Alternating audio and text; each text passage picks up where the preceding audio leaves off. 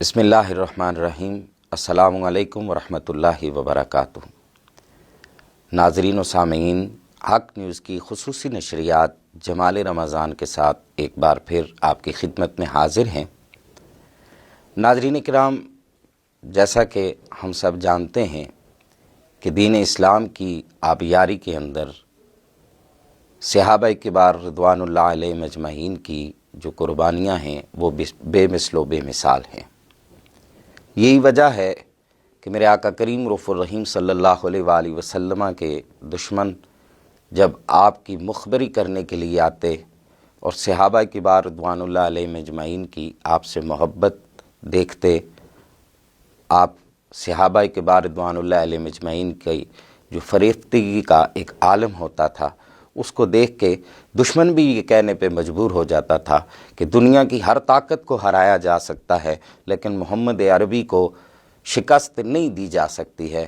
اس کی وجہ یہ ہے کہ ان کے پاس ایسے ایسے جانصاران ہیں کہ جو اپنی جان گویا ہتھیلی پہ لیے پھرتے ہیں کہ ہمیں کب موقع ملے گا کہ ہم اپنی جانوں کو اپنے آقا پہ قربان کر دیں۔ جب ماننے والوں کا، چاہنے والوں کا انداز محبت یہ ہو اور ان کی عقیدت یہ ہو تو پھر واقعتاً دنیا کی کوئی طاقت اس تحریک، اس اسلام کو نیچا نہیں دکھا سکتی۔ دین اسلام کی آبیاری میں صحابہ کبار رضوان اللہ علیہم اجمعین کے اگر ان کے حصے کو نکال دیا جائے تو ہمارے پاس کچھ نہیں بچتا ہے۔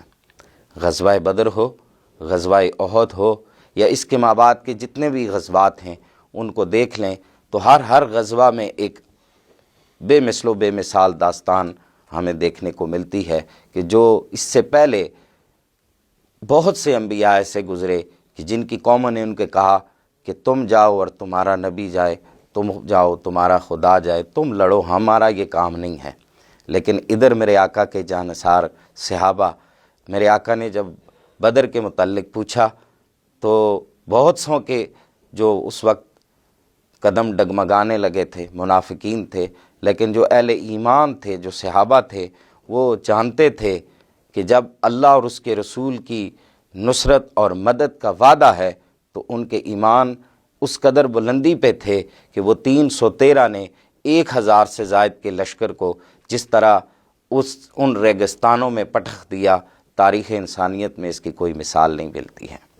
بدر کے صحابہ کبار رضوان اللہ اجمعین کی وہ جانثاری تھی، وہ محبت تھی کہ اللہ نے ان کو بہت سارے انعامات سے نوازا۔ آج ہمارا جو موضوع ہے وہ غزوہ بدر اور صحابہ کبار رضوان اللہ علیہم اجمعین کی جو عظمت اور شان ہے اس کے حوالے سے ہم گفتگو کریں گے۔ اس خوبصورت ٹاپک پر گفتگو کرنے کے لیے ہم نے اپنے اسٹوڈیو میں مدعو کیا ہے ملک پاکستان کی ایک عظیم علمی شخصیت حضرت علامہ ڈاکٹر یاسر حسین ستی الخیری صاحب۔ ڈاکٹر صاحب، میں آپ کا تہ دل سے مشکور ہوں کہ آپ نے ہمارے اسٹوڈیو کے لیے، ہمارے چینل کے لیے وقت نکالا۔ آپ کے ساتھ نعت شریف کے لیے تشریف فرما ہیں قاری مدثر اقبال نعیمی صاحب۔ میں آپ کا بھی نعیم صاحب تہ دل سے مشکور ہوں کہ آپ نے ہمارے چینل کے لیے وقت نکالا۔ ڈاکٹر صاحب، گفتگو کا سلسلہ شروع کرتے ہیں۔ صحابہ کبار رضوان اللہ علیہم اجمعین کی اوورحال تو دیکھا جائے دین اسلام کے لیے جو خدمات ہیں وہ کسی سے ڈکی چھپی نہیں ہیں، لیکن میں چاہوں گا کہ بالخصوص غزوہ بدر، وہ جب وہ ابتدائے اسلام ہے، ابھی میرے آقا جو ہیں وہ ابھی کچھ عرصہ پہلے 2 سال قبل جو ہے وہ مکہ سے ہجرت کر کے مدینہ آئے ہیں، تو ان حالات میں صحابہ کبار رضوان اللہ علیہم اجمعین کا وہ جو جذبہ ایمانی تھا اس کے متعلق ہمارے سامعین کو کچھ بتائیے۔ ہاں جی، بہت شکریہ علامہ صاحب، آپ نے رمضان المبارک کے خوبصورت ساعتوں میں اسلام کی جو بنیادیں ہیں ان کو اجاگر کرنے کی کوشش کی ہے کہ غزوہ بدر جو ہے ہمارے دین اسلام کی ابتدا کا وہ پہلا مارکہ ہے کہ قیامت تک کے مسلمانوں کو کیا بلکہ انسانیت کو ہے وہ جذبہ اور ولولہ دیتا رہے گا کہ حق اور باطل کے خلاف جب بھی لوگ کھڑے ہوں گے تو وہ تعداد کے ساتھ نہیں بلکہ اخلاص کے ساتھ ان کا موازنہ کیا جائے گا۔ اگر تعداد میں آپ کم بھی ہیں لیکن آپ کمیٹڈ ہیں اپنا جو آپ کا نسب العین ہے اس کے ساتھ، اور آپ کا اخلاص زیادہ ہے تو آپ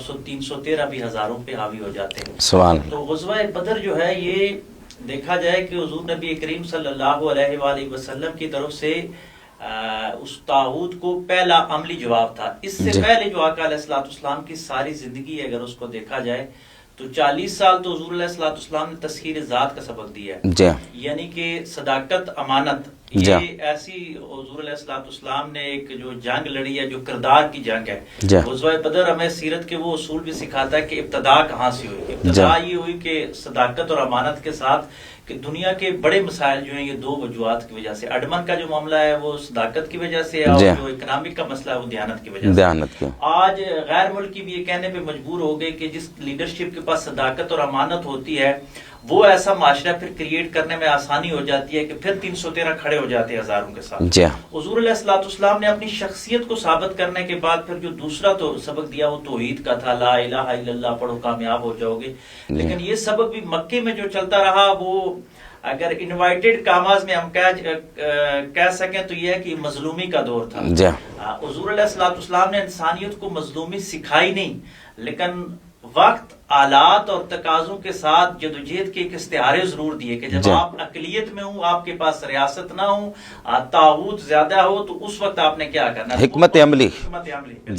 تو حضور علیہ الصلوۃ والسلام کا وہ مکی دور تھا کہ مکی دور میں بالکل ریزسٹ کچھ بھی نہیں ہوا، وہ جو کہتے رہے حضور علیہ الصلوۃ والسلام حکمت عملی کے ساتھ چلتے رہے۔ لیکن مدینے میں جب آئے آقا علیہ الصلوۃ والسلام کو اللہ تبارک و تعالیٰ نے ریاست عطا فرمائی جو دنیا کی پہلی اسلامی فلائی ریاست، ٹھیک ہے، جو نظریاتی بھی تھی اور ویلفیئر اسٹیٹ بھی تھی۔ تو پھر ریاست کا یہ سبق سکھا دیا گیا غزوہ بدر میں کہ ریاست کا اگر حکمران اچھا ہوگا تو پھر اس جو کمپینین ہے، اس کے جو اصحاب ہیں ان کے لیے لڑنا بڑا آسان ہو جائے گا۔ اور صحابہ اکرام کی زندگی کو آپ دیکھیں تو جب وہ ابو سفیان کے قافلے کی خبر آتی ہے اور معلوم ہوتا ہے کہ ابو جہل بہت بڑا لشکر لے کے آ رہا ہے اور ان کے پاس جو معلوم ہوتا ہے اس کو بھی دیکھا جا رہا ہے، لیکن صحابہ اکرام آپ دیکھیں کہ ایک لمحے کے لیے بھی ڈگمگائے نہیں۔ کسی نے بھی حضور علیہ الصلوۃ والسلام کی بارگاہ میں یہ سوال نہیں کیا کہ وہ عددی طاقت میں زیادہ ہیں یا معلوم ہوتا ان کے پاس زیادہ ہے، جنگی ساز و سامان ان کے پاس زیادہ ہے۔ کیوں کہ ان کو اپنے لیڈر کی صفات پہ کامل یقین تھا اور اپنے آپ پہ مکمل یقین تھا۔ اور آج کی دنیا میں بھی فلائی ریاستوں کے لیے غزوہ بدر یہ پیغام دے رہا ہے، ہماری اپنی ریاست ہو یا کوئی بھی ریاست ہو، کہ حکمران اور عوام کا رشتہ جب مضبوط ہو جائے، میں قربان جاؤں اپنے آقا جناب محمد مصطفیٰ صلی اللہ علیہ وآلہ وسلم کی ذات پہ کہ حضور علیہ الصلوۃ والسلام کے بارے میں جب اللہ نے فرمایا کہ لقد کان لکم فی رسول اللہ اسوۃ حسنہ، کہ تمہارے لیے بہترین نمونہ رسول اللہ صلی اللہ علیہ وآلہ وسلم کی ذات ہے، تو ایسا نمونہ ہے کہ ایک حاکم دیکھے گا تو حضور علیہ الصلوۃ والسلام حاکم کے طور پہ نظر آئیں گے، ایک معلم دیکھے گا تو معلم کے طور پر، ایک دوست یا رفیق دیکھے گا تو ایک دوست اور رفیق، اور خانگی معاملات میں دیکھیں گے تو حضور علیہ الصلوۃ والسلام خانگی معاملات میں ایک باپ، بھائی اور بیٹے کی صورت میں بھی نظر آتے ہیں۔ تو غزوہ بدر میں جو صحابہ اور حضور علیہ الصلوۃ والسلام کا جو تعلق ہے، ہمارا جو آپ ٹاپک کی طرف آئیں کہ وہ ایک حکمران اور عوام کا تعلق ہے، اور اس وقت کی جو رعایا ہے اس میں 313 مرد ہی ہے، کیونکہ باقی کچھ معذور ہیں یا کسی وجوہات سے نہیں، باقی خواتین اور بچے ہیں، باقی جو تعداد ہے وہ منافقین پہ ہے۔ لیکن یہاں پہ آپ کی عوام میں یہ سبق بھی سکھایا جاتا ہے کہ جو آپ کے اپنے کمیٹڈ لوگ ہیں اگر وہ تھوڑے بھی ہوں، باقی لوگ ساتھ نہیں بھی دے رہے، لیکن حکمران اور عوام کا رشتہ مضبوط ہونا چاہیے۔ اور علامہ صاحب یہ تاریخ کا اتنا خوبصورت تسلسل چلا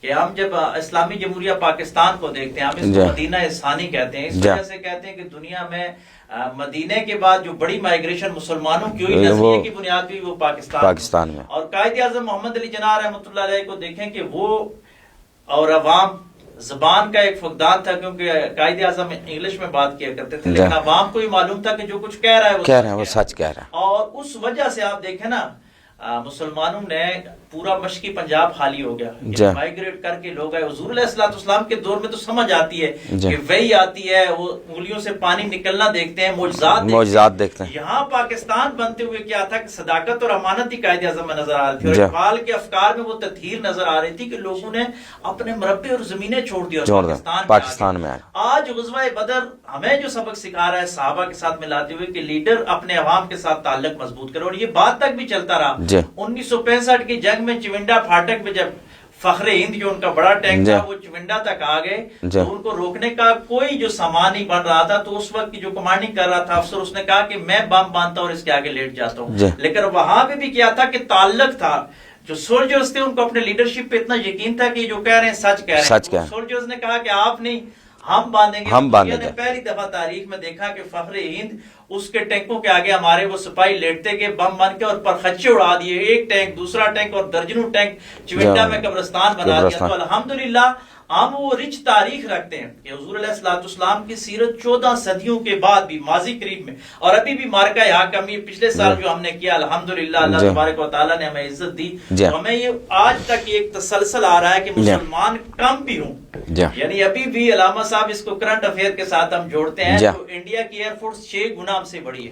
انڈیا کی آرمی، ہماری ٹوٹل آرمی 6 لاکھ اور انڈیا کی صرف 8 لاکھ مقبوضہ کشمیر میں ہے. لیکن دنیا نے دیکھا کہ کس طرح اس کے طیاروں کی موت ہوئی اور اس کی عزت جو ہے وہ خاک میں مل گئی. یہ کیا وجہ تھی؟ ابھی تک مل رہی ہے.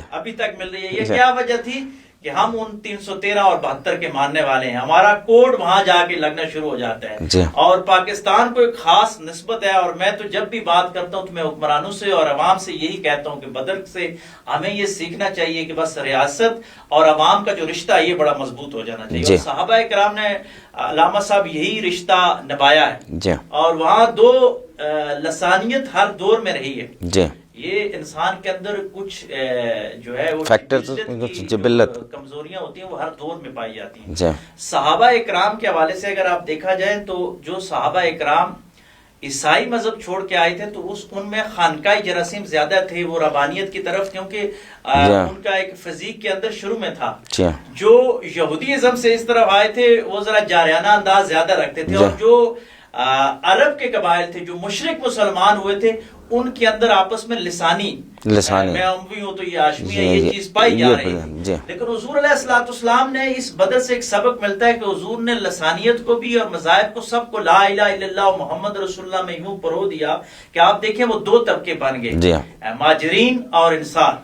مہاجرین وہ جو نظریے کی خاطر اپنا سب کچھ چھوڑ کر میں آگے مکے میں آگے، اور انصار کون؟ جو نظریے والوں کو سپورٹ کرتے ہیں. تو پاکستان میں بھی یا جدید ریاستوں میں بھی دیکھا جائے کہ جو لوگ بھی جب بھی قربانی دینے والے ہو تو ان کے کچھ انصار پیدا ہو جائے ان کی مدد کرنے والے ہو. اور اس غزوہ میں دیکھا کہ حضور علیہ السلام نے جب رائے لی اور پھر یہاں حضور علیہ السلام اور صحابہ کا ایک تعلق بنتا ہے وہ بڑا خوبصورت کہ حضور پہ تو وحی آتی ہے، جب وحی آ جائے تو پھر مشاورت کا عمل ختم ہونا چاہیے، مطلب اللہ کی طرف سے آ گیا. لیکن آج کے حکمرانوں کے لیے سبق ہے کہ حضور علیہ السلام پہ وحی آنے کے باوجود کرنا تو وہی کچھ تھا، کیونکہ ان کی زبان سے وحی کے علاوہ کوئی اور بات آتی نہیں، لیکن صحابہ سے مشاورت ہو رہی ہے کہ کیا کیا جائے.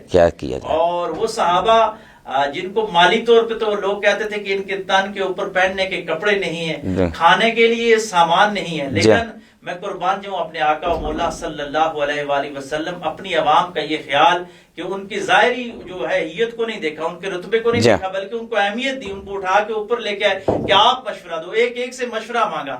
اور جب انصار کو خاموش دیکھا وہ تو تائید میں ہی تھے تو حضور علیہ السلام ان کی طرف بھی متوجہ ہوئے کہ آپ کے چہرے کی کیا بات. تو یہ ایک بات تھی، ایک لیڈرشپ کے اصول ہوتے ہیں کہ دیکھیں سب کو ساتھ لے کے چلنا. وہ یہ تھا کہ مہاجرین نے تو کہہ دیا وہ صحابی کا جو یہ کہنا انصار میں سے کہ آپ اگر ہم اٹھا کے سمندر میں بھی پھینک دیں تو ہم تیار ہیں. تو یہ توکل جو تھا صحابہ کبار رضوان اللہ علیہم اجمعین کا، اس سے ہمیں کیا سیکھنے کو ملتا ہے کہ جو جس قدر توکل تھا وہ توکل پہ ہی سارا کام چل رہا تھا. ایک بھروسہ تھا اللہ کی ذات پہ، یقین اور پختہ ایمان جو تھا اس پہ. تو آج اور اس دور میں یہ جو ایک بہت بڑا جو گیپ آ رہا ہے، اس گیپ کو ختم کرنے کا جو طریقہ ہے وہ کیا ہو سکتا ہے؟ جی بہت خوبصورت سوال آپ نے کیا کہ ایک تو جنریشن گیپ آ گیا.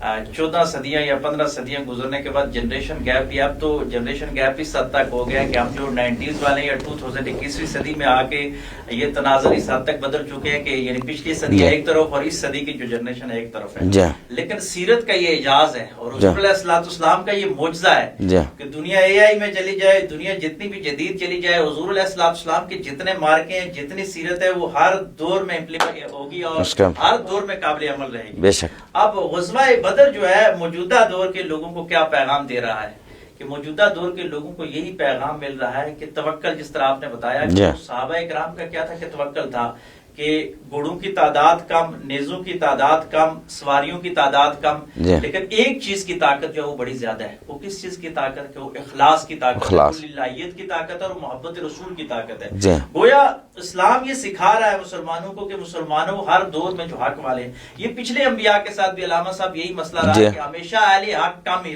رہے. اور اقبال نے بڑی خوبصورت بات کی ہے کہ حق والوں کو تولا جاتا ہے، گنا نہیں جاتا. اور ہمارے اسلام کا کنسپٹ بھی یہی ہے کہ جو اعمال ہیں یہ تولے جائیں گے، یہ گنے نہیں جائیں گے. تو ہم تول والوں میں الحمدللہ ہم 313 کے عدد سے ایک جو ہے موٹیویشن لیتے ہیں کہ ہم تول میں ہمیشہ دنیا میں باری رہیں. تو آج کے مسلمان کے لیے یہ سبق ہے کہ آپ کے پاس اگر خلوص ہے، آپ کے پاس للہیت ہے، آپ کے پاس محبت رسول ہے اور آپ کا نظریہ آپ سمجھتے ہیں کہ 100% ٹھیک ہے، تو پھر دنیا کی مادی طاقتوں کی، ان کی مادی طاقت سے نہ گھبرائیے، ان کی نئی نئی ایجادات سے نہ گھبرائیے. میں اکثر لوگوں کو کہا کرتا ہوں کہ لوگ کہتے ہیں جی فلاں ملک نے یہ ایجاد کر لیا، میں نے کہا یہ سب ہمارے لیے کیونکہ ہم اللہ کا جو خلیفہ انسان بنایا گیا اور اس خلیفے کی جو معراج ہے وہ حضور علیہ السلام کی امت ہے. ہم نے اللہ کا نظام پوری دنیا پہ فائنل ورژن جو الہام کا ہے وہ ہمارے پاس ہے. یہ جتنی ایجادات ہو رہی ہے یہ ہمارے لیے ہو رہی ہے. ہم کسی وقت بھی اپنی اخلاقی تطہیر کے ذریعے یا اپنی جہادی طاقت کے ذریعے ان طاقتوں کو حاصل کر کے دنیا کو ایک فلاح کی طرف لے کے جا سکتے ہیں. تو آج کے دور کے انسان کے لیے ایک یہ بات بھی ہے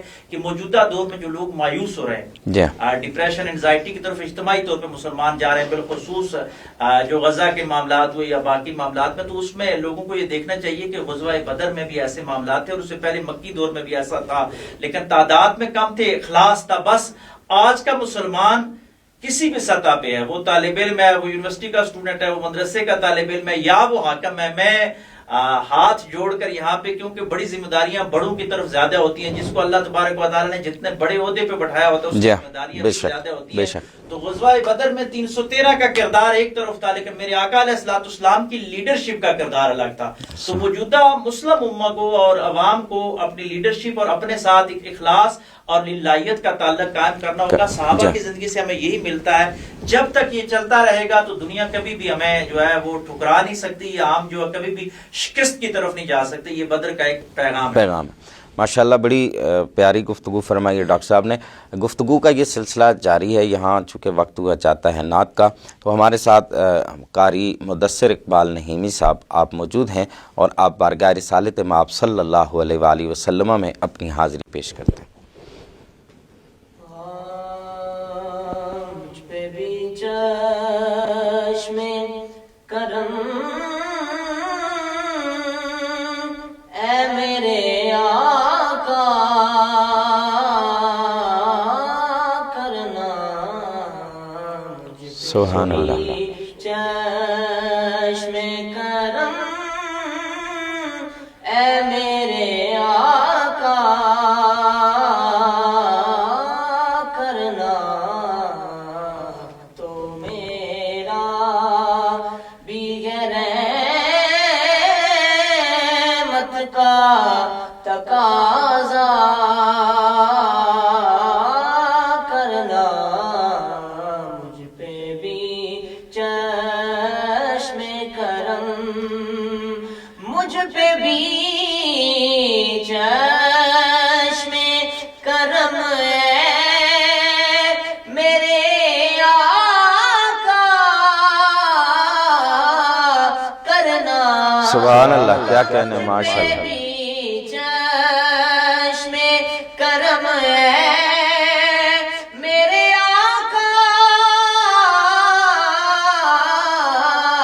کرنا، تو میرا بھی ہے، تو میرا بھی ہے رحمت کا تقاضا کرنا. سبحان اللہ، کیا کہنا. بھی چشم کرم اور تو کسی کو بھی اٹھاتا نہیں اپنے در سے. تو کسی کو سنیا، تو کسی کو بھی اٹھاتا نہیں اپنے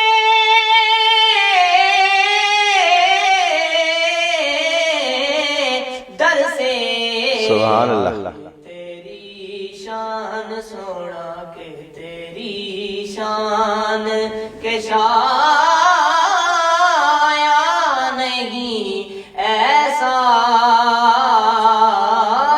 کرنا. مجھ پہ بھی چشم کرم. اور پیر صاحب کیا لکھتے ہیں؟ مجھ پہ معاشر میں نصیر ان کی نظر پر ہی گئی. سبحان اللہ، کیا کہنا. میں نصیر کی نظر پر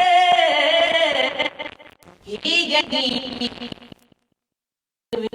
میرا روپ میرا نہیں، میرا روپ بھی نہیں، مینو یار مناؤن دا ڈھنگ بھی نہیں. میرا عشق بھی رومی ورگا نہیں، میری جامی ورگی ٹور بھی نہیں. میرا عشق بھی رومی ورگا نہیں، میری جامی ورگی ٹور بھی نہیں. میں قسم خدا دی کھانا گا مینو سوڑ جیا کوئی اور بھی نہیں. سبحان اللہ، کیا کہنا. بہت خوب. معاشر مجھ پہ معاشر میں نصیر کی نظر پر ہی گئی. کہنے والے اسے کہہ خدا کا کرنا. مجھ پہ بھی چشم کرم اے میرے آقا کرنا. مجھ پہ بھی چشم کرم. ماشاء اللہ، بہت خوبصورت انداز میں قاری مدثر اقبال نعیمی اپنی حاضری پیش کر رہے تھے. گفتگو کا سلسلہ پھر سے شروع کرتے ہیں. ڈاکٹر صاحب، جیسے کہ آپ نے بیان کیا کہ جو صحابہ کبار رضوان اللہ علیہم اجمعین کی جو اس وقت جو ان کی سیرت ہے اور پھر ان کا جو جذبہ تھا، وہ جذبہ ہمارے لیے قابل تقلید ہے، اور ہمیں اس کو دیکھ کے اپنی اسٹیٹ کو، اپنے ملک کو، بلکہ پوری دنیا کو چاہیے کہ ہم امت مسلمہ کو سنوار سکتے ہیں. صحابہ کبار رضوان اللہ علیہم اجمعین کا وہ جو جذبہ ایثار تھا، شروع سے دیکھ لیجئے. ام المومنین سیدہ خدیجہ پاک، آپ کے متعلق میرے آقا فرماتے ہیں کہ جتنا خدیجہ کے مال نے اسلام کو نفع دیا اتنا کسی کے مال نے نہیں دیا. پھر جناب سیدنا عثمان غنی رضی اللہ تعالیٰ عنہ کے مال خرچ کرنے کی باری آتی ہے تو روایات میں آتا ہے جناب سیدنا عثمان غنی 3 بار جو ہے اپنے آقا سے جنت کا سودا کر لیتے ہیں. سرکار نے فرمایا یہ کنواں خرید کے دو تو جنتی ہو جائے گا، یہ کام کرو تو جنتی ہے. عثمان کھڑے ہو جاتے ہیں. پھر دوسری طرف یہ تو چلے مالدار لوگ تھے، پھر ہماری نظر پڑتی ہے جناب سیدنا حضرت آقانا و مولانا جناب سیدنا صدیق اکبر رضی اللہ تعالیٰ عنہ پہ، پھر جناب سیدنا فاروق اعظم رضی اللہ تعالیٰ عنہما کا وہ دور، وہ واقعہ کہ ایک گھر کا پورا سامان لے آتے ہیں، ایک آدھا لے آتے ہیں، اور پھر اس پہ جو مکالمہ ہوتا ہے میرے آقا کی بارگاہ میں. تو یہاں سے ہمیں کیا درس ملتا ہے؟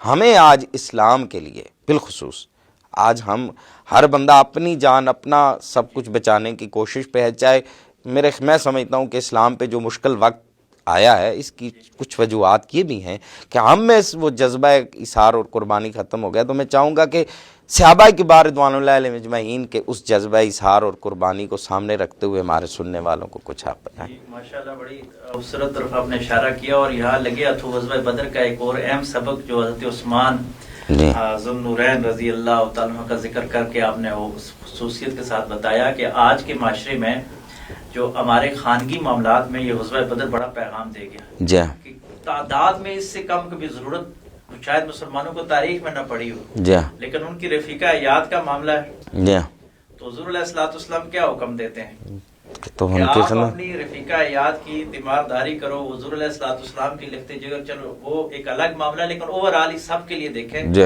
کہ ایک پیٹرن سیٹ ہو گیا کہ آپ کی جو بیوی ہے وہ آپ کی فرسٹ پرائرٹی ہے. جی. کہیں ایسا نہ ہو کہ آپ دین کے نام پہ اپنی بیوی کے حقوق سے بیوی بچہ گردانی کر رہے ہوں. میں اکثر کہا کرتا ہوں کہ غزوہ بدر سے بڑا کوئی مارکا تاریخ میں نہ ہوا نہ ہو سکتا ہے. جی. وہاں پہ بھی حضرت عثمان کو چھٹی دی جاتی جی. ہے، اور نہ صرف چھٹی دی جاتی ہے بلکہ جب مال غنیمت آتا ہے تو حضور علیہ الصلوۃ والسلام مال غنیمت جی. عطا کرتے ہیں. گویا جو بندہ اپنے گھر والوں کے حقوق پہ کمر بستہ رہتا ہے، ساتھ ساتھ فرائض کی ادائیگی باقی معاملات میں یہ نہیں کہتا کہ ٹوٹلی ہم اپنے ازواج کی وجہ سے دین کے باقی کام، لیکن حالات کے تناظر میں حضور علیہ الصلوۃ والسلام نے حقوق العباد کو بھی سکھا دیا. تو آپ نے جو اثار والا جذبہ بتایا تو میں سمجھتا ہوں کہ یہ بھی ایک اثار تھا حضور علیہ الصلوۃ والسلام کی طرف سے. ورنہ لیڈر جو بھی ہوتا ہے، سپہ سالار جو ہوتا ہے، اس کے پاس تو ایک سپاہی کی بڑی ضرورت ہوتی ہے. لیکن میں حضور علیہ الصلوۃ والسلام کا یہ اثار کہتا ہوں کہ بندوں کی نفری انتہائی کمی، شاید یہ واحد دنیا کا کمانڈر ان چیف تھا جس نے اپنے سپاہ اپنے جو کمانڈر ان چیف نے اپنی یونین کے کمانڈر کو اس وجہ سے چھٹی دے دی کہ تمہاری بیوی بیمار ہے، تم جنگ کو چھوڑ کے تم اس طرف چلے جاؤ، میں قربان جاؤں. سبحان اللہ. دنیا آج تک شاید کوئی تاریخ میں ایسا سپہ سالار کی مثال نہیں پیش کر سکتے. تو یہ اثار حضور کی طرف سے تھا. جب لیڈر کی طرف سے یہ اثار آ جاتا ہے نا تو پھر عوام کی طرف سے 2 قدم آگے بڑھنا بڑا آسان ہو جاتا ہے. بڑا جب ایک کام کرتا ہے، چھوٹے اس کی نقل کرتے ہوئے آگے چلنا شروع ہو جاتے ہیں. پھر اس صحابہ اکرام کا جو اثار تھا اس میں مادیت کے ساتھ ایک روحانیت کا پہلو تھا. وہ اس سے ہم سب محروم ہو گئے کہ حضور علیہ الصلوۃ والسلام نے فرمایا نا کہ بعد میں آنے والے اگر وہ پہاڑ جتنا سونا بھی صدقہ کرے تو ان کے برابر نہیں ہو سکتا. وہ جو کھجور کی گٹلی دیا کرتے تھے، وجہ کیا تھی کہ وہ تطہیر جو تھی نگاہ نبوت سے ہو رہی تھی. اور حضور علیہ الصلوۃ والسلام کی اس نگاہ نبوت کا یہ اثر تھا کہ جو برتن بھی سیدھا ہو کے آیا آقا علیہ الصلوۃ والسلام کی بارگاہ میں، اللہ نے اس کو بچایا تو اس کے نگاہ پڑنے کے بعد پھر اثار اس کے اندر خود بخود عطا ہو گیا کہ لوگ جان قربان کرنا شروع ہو گئے. آپ نے یہ بھی اسی بدر سے اثار کی سے بڑی کیا مثال بن سکتی ہے کہ 2 بچے ان کا آپ دیکھیں کہ ان کی عمریں کیا ہیں.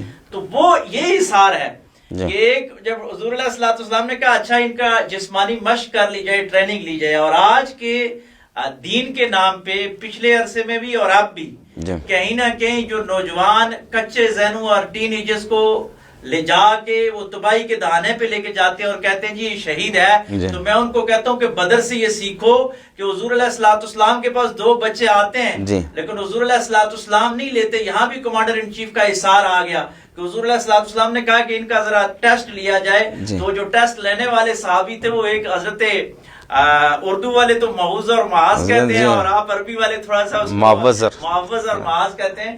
تو وہ جو تھے وہ اپنے پاؤں اٹھا رہے ہیں تلیوں کے بیر آگے کہ تھوڑا سا میں بڑا لگوں تو یہ مجھے لے لے. تو یہ ہوتا ہے کمانڈر ان چیف کا کہ احتیاط اس حد تک کہ کسی چھوٹے بچے کو کسی کم سوچ والے یا ٹین ایجز میں پھر کہہ رہا ہوں کہ ان کو اسلام کے نام پہ قربان کروانا یہ نبوی سنت نہیں ہے. بدر سے لوگوں کے وہاں ٹیسٹ لیا گیا اور انہوں نے جب اس کو اوکے کیا تو پھر لے کے گئے. اور یہ اثار وہ تھا پھر ان کا بھی تھا کہ ایک ٹارگٹ تھا جا کے جیل کے خلاف کہ مریں گے یا ماریں گے ناری کو، سنا ہے گالیاں دیتا ہے محبوب باری کو. تو یہ بھی غزوہ بدر سے ہمیں اظہار کا ایک سبق ملتا ہے کہ جو رسول اللہ صلی اللہ علیہ وسلم کا گستاخ ہو تو جہاد میں باقی چیزیں آپ چھوڑ دیں. کچھ لوگ کمیٹڈ تھے جن کا ایک ہی کام تھا اور وہ تاریخ میں امر ہو گئے. یہ بھی اظہار کی مثالیں تھی. جب بڑی طرف سے یہ اظہار آیا تو پھر صحابہ اکرام کی طرف سے کیا اظہار آیا کہ انہوں نے اپنے گھر بار اپنی جانیں تو سب کچھ قربان کر دی، لیکن اس نزع کی جان کونے کے عالم میں بھی جب پانی ایک کے پاس پہنچتا ہے اللہ اکبر، دوسرے کے پاس کہتا ہے کہ شاید اس کو پھر زیادہ ضرورت ہے، پھر دوسرا وہ آتش کی آوازیں آتی گئی اور وہ واپس جب پہلے پہ پہنچتے ہیں تو پہلے بھی جام شہادت نوش کر چکے اللہ اکبر۔ یہ صحابہ اکرام کی زندگیوں سے آ سکتا ہے، اور یہ حضور علیہ السلام کی اس نگاہ نبوت کی تربیت کا اثر ہے کہ دنیا میں آج تک کسی بھی بادشاہ ہو یا وہ مذہبی رہنما ہو، آج دنیا جب کیلکولیٹ کرتی ہے رسول اللہ صلی اللہ علیہ وسلم کی سیرت کو تو وہ بیک وقت مجبور ہو جاتی ہے یہ کہنے پہ کہ دنیا میں ایسا آدمی نہیں گزرا جو بیک وقت دین،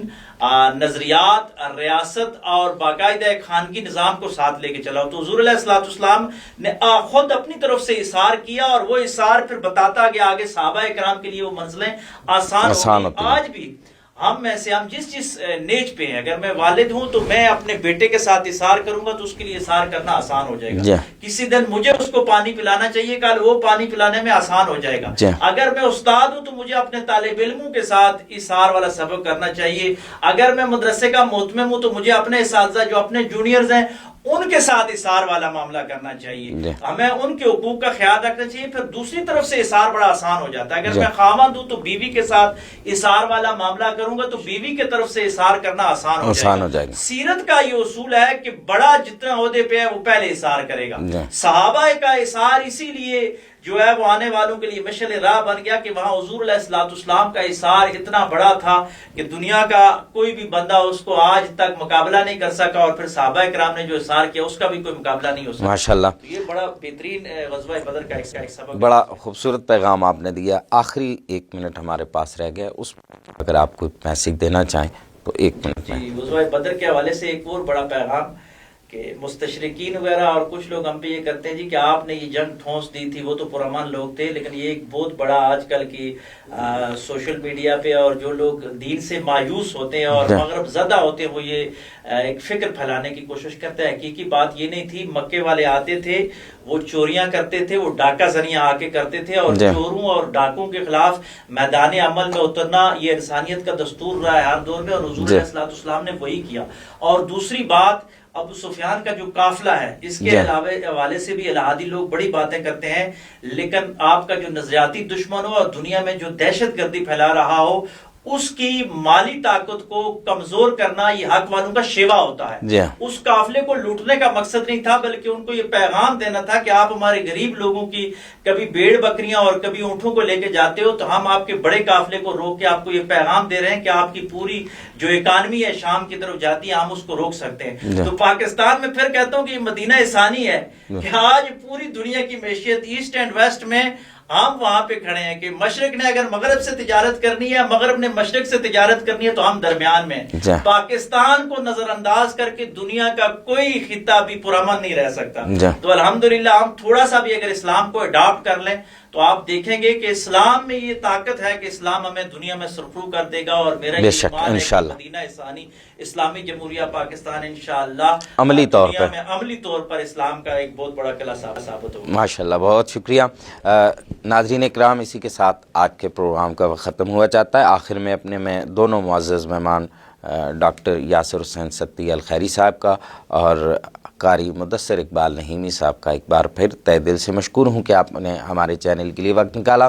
ناظرین اکرام، ہر روز کی طرح آج بھی آخر میں ایک یہ پیغام کہ صحابہ کبار رضوان اللہ علیہم اجمعین کی زندگیاں ہوں، اہل بیت طہار ہوں، ان کو ماننے کے ہم بڑے دعوے کرتے ہیں، بڑے نعرے لگاتے ہیں۔ میں یہ سمجھتا ہوں کہ صحابہ کو ماننے کی اس کا جو عملی ثبوت یہ ہے وہ یہ ہے کہ صحابہ کی بھی مانی جائے۔ جب ہم جن شخصیات کو مانتے ہیں ان کی ماننا شروع کر دیں گے تو بہت سارے مسائل کا حل ہوگا۔ اجازت دیجیے، اللہ حافظ۔ لا الہ الا اللہ محمد رسول اللہ، لا الہ الا اللہ محمد حبیب اللہ۔